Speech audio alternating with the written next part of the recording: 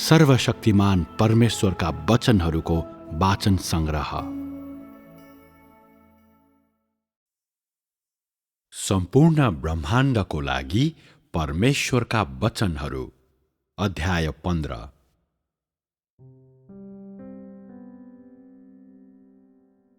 मानव जाति सबै यस्ता प्राणीहरू हुन् जसमा आत्मज्ञानको कमी छ र तिनीहरूले आफैलाई चिन्न सक्दैनन्, तर तिनीहरू अरू सबैलाई भने आफ्नै हत्केलालाई जस्तै गरी चिन्छन्। मानौ अरूले गरेका र भनेका सबै कुरा उनीहरूकै सामु तिनीहरूले पहिल्यै निरीक्षण गरेका छन् र त्यो गर्नुभन्दा अघि तिनीहरूबाट स्वीकृति लिएको हो। फलस्वरूप यस्तो लाग्छ कि तिनीहरूले अरू सबैलाई उनीहरूका मनोवैज्ञानिक स्थितिहरूसम्मै पूर्ण रूपमा मापन गरि नै सकेका छन्। मानव जाति सबै यस्तै छन्। आज तिनीहरू परमेश्वरको राज्यको युगमा प्रवेश गरेका भए पनि तिनीहरूको स्वभाव अपरिवर्तित नै रहेको छ। अझै पनि तिनीहरू मेरो अगाडि त मैले गरेकै कार्य गर्छन्, तर मेरो पिठ्यौँ पछाडि भने आफ्नै अनौठो व्यवसाय गर्नतिर लाग्छन्। तैपनि केही पछि तिनीहरू मेरो अघि आउँदा पूर्ण फरक व्यक्ति जस्तो हुन्छन्, शान्त अनुहार र स्थिर धड्कन भएका, स्पष्ट रूपमै संयमी र निर्भीक देखिन्छन्। के यही कुराले मानव जातिलाई यति घृणित बनाउँदैन र? धेरै मानिसहरूले दुई फरक प्रकारका अनुहार बोकेर हिँड्छन्, मेरो अगाडि एउटा र मेरो पिठ्यौँ पछाडि अर्को।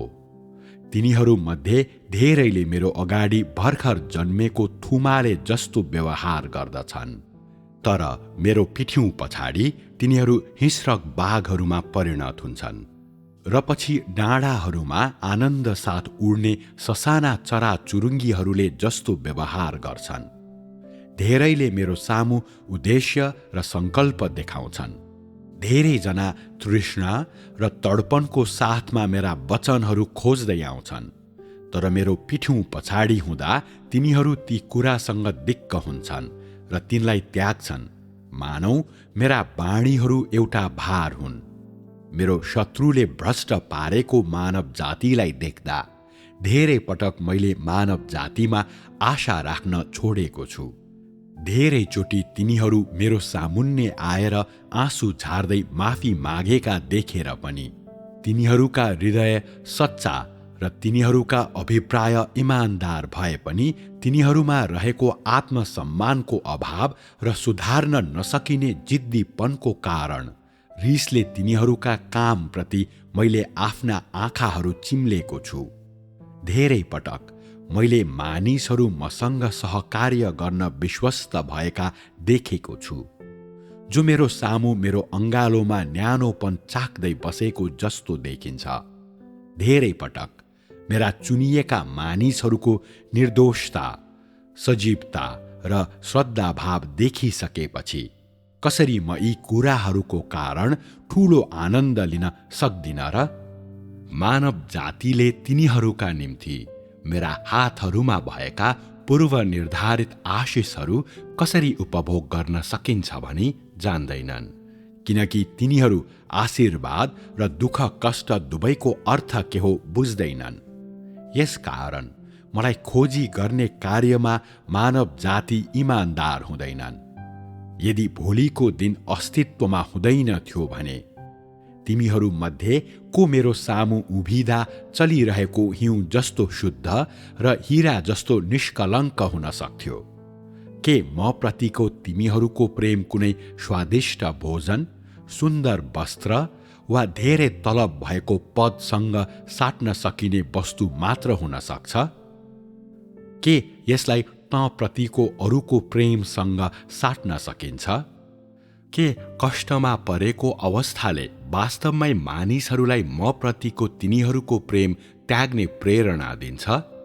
के दुःख र कष्टहरूको कारण तिनीहरूले मेरो बन्दोबस्तको बारेमा गुनासो गर्नेछन्?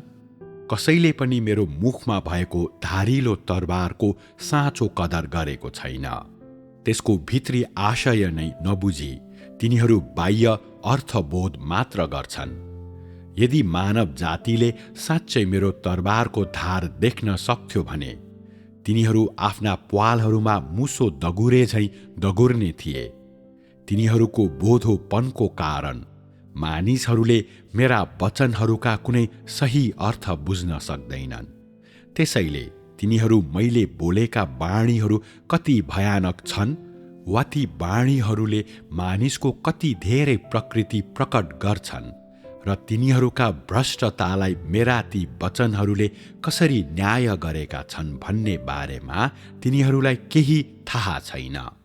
यसकारण मैले जे भन्छु त्यस विषयमा तिनीहरूका अधकल्चो विचारहरूको फलस्वरूप धेरैजसो मानिसहरूले उदासीन मनोवृत्ति अपनाएका छन्। परमेश्वरको राज्यभित्र मेरो मुखबाट निस्केका वाणीहरू मात्र होइन, मेरा पाउहरू पनि समस्त भूमिहरूमा सर्वत्र औपचारिक रूपमा हिँड्छन्। यसरी मैले सबै अशुद्ध र फोहोरी ठाउँहरूलाई विजय गरेको छु। यसरी स्वर्ग मात्र परिवर्तन भइरहेको छैन, पृथ्वी पनि परिवर्तनको प्रक्रियामा छ र पछि नवीकरण हुनेछ। ब्रह्माण्डभित्र इन्द्रियहरूलाई आनन्दित र मानिसहरूलाई प्रफुल्लित पार्ने हृदयस्पर्शी पक्ष प्रस्तुत गर्दै हरेक वस्तु मेरो महिमाको चमकमा नयाँ जस्तै गरी चम्कन्छ। मानौ यो अहिले शैतानद्वारा नछोइएको अवस्थामा र बाहिरी शत्रुको आक्रमणबाट स्वतन्त्र रही मानव कल्पनामा पैदा भए जस्तो आकाशहरूभन्दा माथिको स्वर्गमा अवस्थित छ। ब्रह्माण्डको सबैभन्दा माथिल्लो ठाउँमा मेरो आदेशमा असंख्य ताराहरूले आफ्ना तोकिएका स्थानहरू लिन्छन्। अन्धकारको घडीमा ताराहरूका क्षेत्रहरूमा आफ्नो ज्योति फैलाउँछन्। कुनै पनि प्राणीले आज्ञा नमान्ने विचारहरू मनमा राख्ने हिम्मत गर्दैन र यसरी मेरो प्रशासनिक आदेशहरूको सार अनुसार सम्पूर्ण ब्रह्माण्ड राम्रोसँग सञ्चालित र व्यवस्थित हुन्छ। कहिल्यै पनि कुनै बाधा उत्पन्न भएको छैन, न त ब्रह्माण्ड कहिल्यै विभाजन नै भएको छ। म ताराहरूभन्दा माथि उड्दै उफ्रन्छु र जब सूर्यले आफ्ना किरणहरू छर्छ, मेरो हातबाट हाँसका प्वाखहरू जत्रा हिउँका कणहरूको ठूलो वर्षा गराएर म तिनीहरूको न्यानोपन मेटाइदिन्छु। तैपनि जब म मेरो मन परिवर्तन गर्छु, ती सबै हिउँ पग्लेर नदी बन्छ र एकै क्षणमा आकाशहरू मुनि सबै ठाउँमा बसन्त आएको हुन्छ र जीवन्त हरियालीले पृथ्वीको सम्पूर्ण दृश्यलाई रूपान्तरण गरेको हुन्छ। म आकाशभन्दा माथि जान्छु र तुरुन्तै मेरो स्वरूपको कारण पृथ्वीलाई अत्यन्तै कालो अन्धकारले ढाक्छ। चेतावनी बिना रात आइपुगेको हुन्छ र संसारभरि यति अँध्यारो हुन्छ कि कसैले आफ्नो अनुहारको अघि आफ्नै हात समेत देख्न सक्दैन।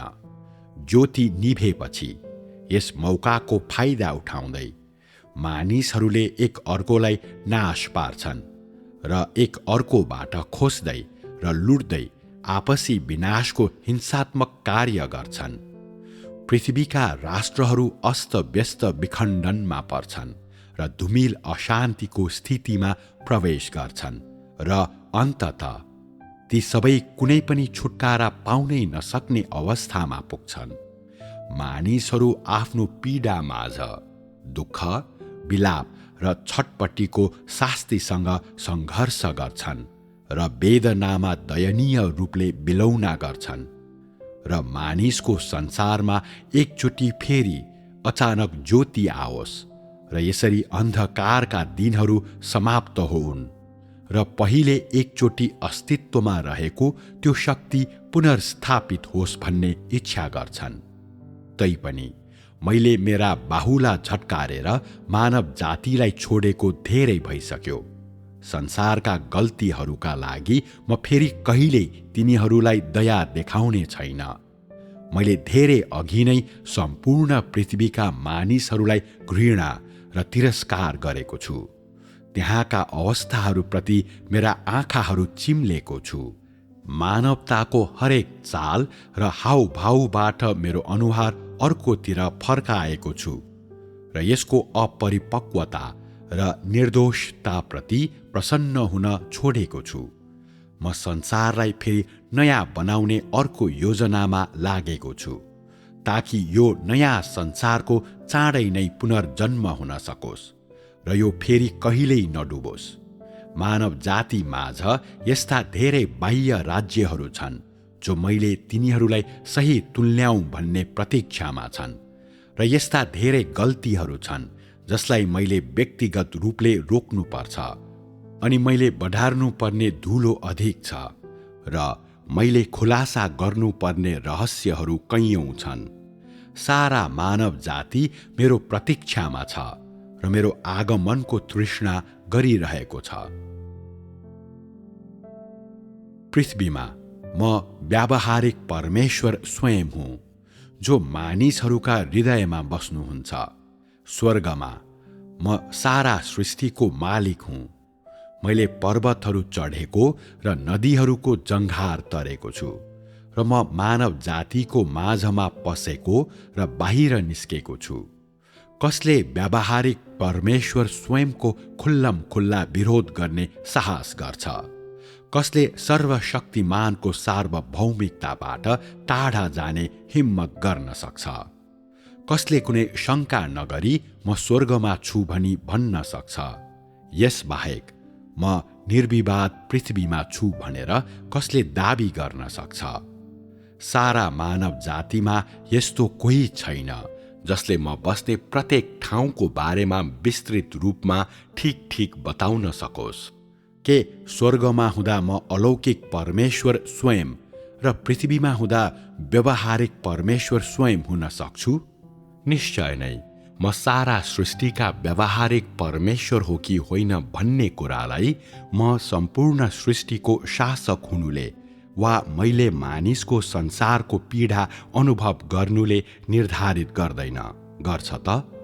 यदि त्यसरी निर्धारित गर्ने भए त के मानिसहरू आशा नै हराउने गरी अज्ञानी हुँदैनथे र? म स्वर्गमा छु, तर म पृथ्वीमा पनि छु। म सृष्टिका असंख्य वस्तुहरू माझ र मानिसहरूका भिडहरू माझ पनि छु। मानिसहरूले मलाई प्रत्येक दिन छुन सक्छन्।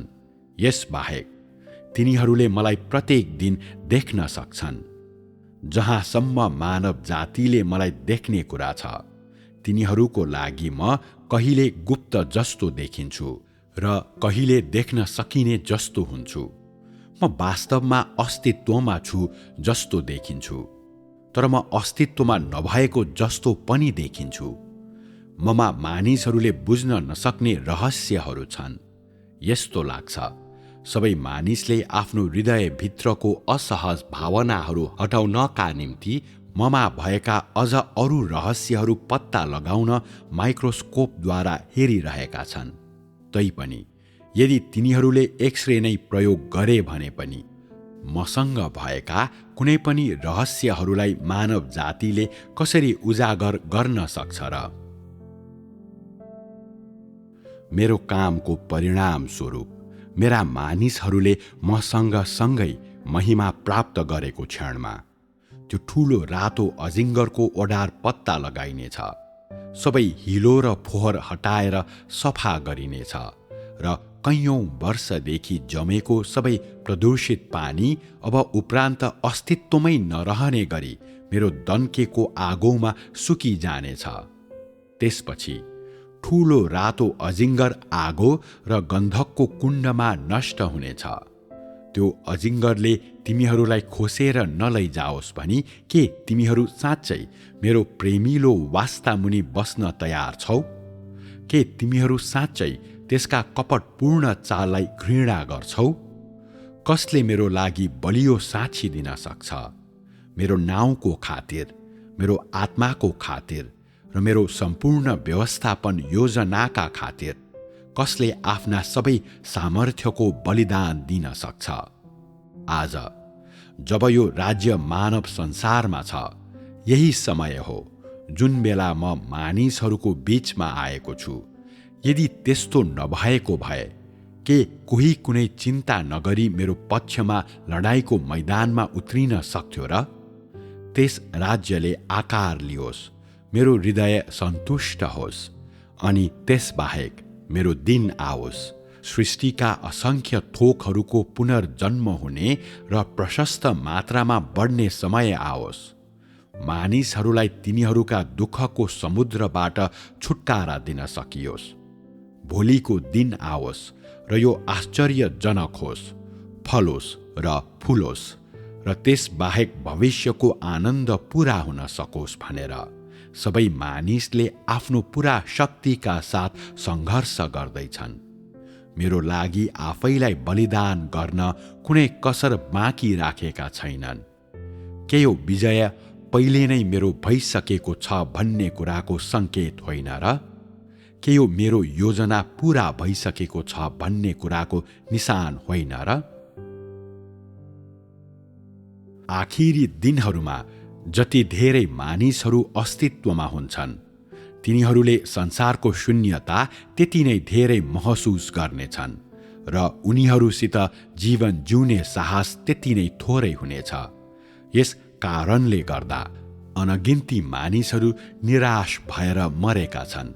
अरू असंख्य मानिसहरूले आफ्नो खोजमा हरेस खाएका छन् र अरू अनगिन्ती मानिसहरूले शैतानको हातको नियन्त्रणमा पीडा भोगिरहेका छन्।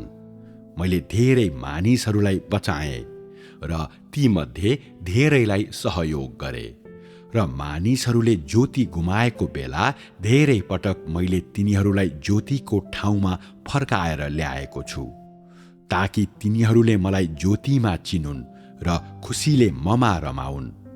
मेरो ज्योति आएको कारण मेरो राज्यमा बसोबास गर्ने मानिसहरूका हृदयमा भक्ति बढ्छ, किनकि म मानव जातिले प्रेम गर्नुपर्ने परमेश्वर हुँ।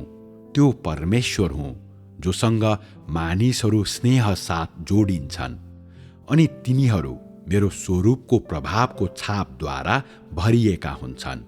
यद्यपि सबै कुरा भनिसकिएपछि र गरिसकिएपछि यो आत्माको काम हो कि देहको काम हो भनेर बुझ्ने कोही हुँदैन। यो एउटा कुरा पूर्ण रूपमा अनुभव गर्न मानिसहरूलाई जीवनभरिको समय लाग्छ। मानिसहरूले तिनीहरूका हृदयभित्रका स्थानहरूमा मलाई कहिल्यै पनि तुच्छ ठानेका छैनन्। बरु तिनीहरू आफ्ना आत्माको गहिराईमा मसँग टाँसिरहन्छन्। मेरो बुद्धिले उनीहरूको प्रशंसा बढाउँछ। मैले गर्ने आश्चर्य कर्महरू तिनीहरूका आँखाका तृप्ति हुन् र मेरा वचनहरूले तिनीहरूको दिमाग घुमाउँछ। तैपनि तिनीहरूले तिनलाई प्रेमपूर्वक सम्हालेर राख्छन्। मेरो वास्तविकताले मानिसहरूलाई अन्योल तुल्याउँछ, अवाक बनाउँछ र छक्क पार्छ र तापनि तिनीहरू तिनलाई स्वीकार्न तयार हुन्छन्। के यो मानिसहरू जस्ता छन् त्यसको सही मापन होइन र?